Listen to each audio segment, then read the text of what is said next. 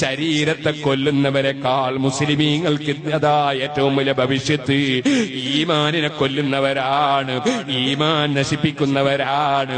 അള്ളാഹുവിന് കയ്യും കാലുമുണ്ടെന്നും ശരീരമുണ്ടെന്നും അള്ളാഹുവിന് അവയവങ്ങളുണ്ടെന്നും വിശ്വസിപ്പിച്ചിട്ട് ലോക മുസ്ലിമീങ്ങളെ ഇസ്ലാമിൽ നിന്ന് പുറത്താക്കി കുഫറിലേക്ക് കൊണ്ടുപോകുന്ന പുത്തൻവാദി, അള്ളാഹുവിന്റെ റസൂലിന് പിഴച്ചു എന്ന് പറയുന്ന പുത്തൻവാദി, ആ പുത്തൻവാദിയുമായിട്ടൊരു കൂട്ടുകെട്ട് കെട്ടിയാൽ മുസ്ലിമീങ്ങളെ പ്രശ്നമൊക്കെ അള്ളാനെ മാറ്റി നിർത്തിയിട്ട് പരിഹരിക്കാൻ കഴിയുന്നവരുണ്ടോ?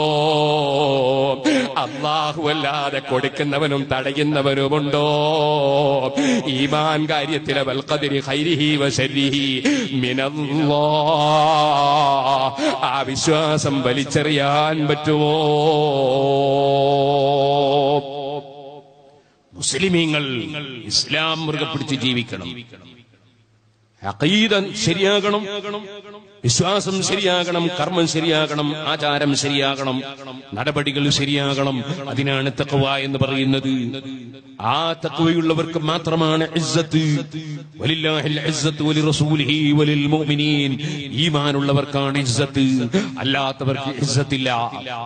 ഓ സഹോദരന്മാരെ, അൻതുമുൽ അലൗന ഇൻ കുൻതും മുഅ്മിനീൻ. ഈമാൻ ഉണ്ടെങ്കിൽ നിങ്ങളാണ് ഉന്നതന്മാർ. ഈമാന് പടയം വെച്ചിട്ട് ഇസ്സത്തില്ല. നിങ്ങൾ കണ്ടില്ലേ, ഞാനൊരു ചെറിയ സംഭവം പറഞ്ഞു നിർത്തട്ടെ. മഹാനായ അഹ്മദ് ഇബ്നു ഹർബ് റളിയല്ലാഹു അൻഹു തന്റെ തൊട്ടടുത്തുള്ള മജൂസിയായ മനുഷ്യന് കച്ചവടത്തിൽ നഷ്ടം പറ്റിപ്പോയി.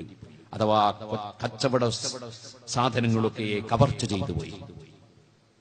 ബഹുമാനപ്പെട്ട അഹ്മദ് ഇബ്നു ഹർബ് റളിയല്ലാഹു അൻഹു ആ അയൽവാസിയായ മജൂസിയെ സമാശ്വസിക്കാൻ പോവാണ്. കാരണം സെൽഫിയല്ല, സെൽഫികളാണല്ലോ, അമുസ്ലിമീങ്ങളെ മൊത്തം ജീവിക്കാൻ പാടില്ല. അങ്ങനത്തെ തീവ്രവാദിയല്ല, ഇത് സൂഫിയാക്കളാണ്. അമുസ്ലിം സഹോദരന്മാരെ ഇസ്ലാമിലേക്ക് കൊണ്ടുവരാൻ നല്ല സൗഹൃദത്തിന്റെ പെരുമാറ്റമാണ് നമ്മുടെ മുൻഗാമികൾ പഠിപ്പിച്ചത്. നബിതങ്ങളും അങ്ങനെ തന്നെ പഠിപ്പിച്ചത്. നേരെ മറിച്ച് പുത്തൻവാദികളോട് അവർ പഠിപ്പിച്ച അങ്ങനെയല്ല. അവർ നമ്മുടെ മതത്തിൽ നിന്നുകൊണ്ട് മതം നശിപ്പിക്കുന്നവരാണ്.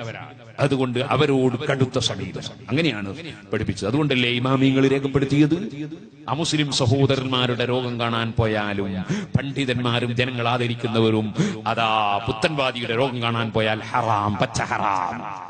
ഇമാം ഇബ്നു ഹജർ ഹൈതമി റളിയല്ലാഹു അൻഹു രേഖപ്പെടുത്തിയത് കാണാം. ഞാൻ വെറുതെ പറഞ്ഞതല്ല, ഇമാമിങ്ങൾ വെറുതെയല്ല കിതാബ് എഴുതിയത്. ഓ സഹോദരന്മാര്, കാരണം ഒരു അമുസ്ലിമിന്റെ രോഗം കാണാൻ പോയാൽ മുസ്ലിമീങ്ങൾ തെറ്റിദ്ധരിക്കൂല, അയാളെ വിശ്വാസത്തിന് കുഴപ്പമൊന്നുമില്ല തെറ്റിദ്ധരിക്കൂല. നേരെ മറിച്ച് പേരോട് അബ്ദുറഹ്മാൻ സഖാഫി ഒരു മുജാഹിദ് മൗലവിന്റെ രോഗം കാണാൻ പോയാൽ സ്വാഭാവികമായും കുറെ SSF-കാർക്ക് SUS-കാർക്കും കുറെ ആക്കുന്നതും വലിയ കുഴപ്പമൊന്നുമില്ല, അങ്ങനെ അത് പോകാൻ തോന്നുന്നു.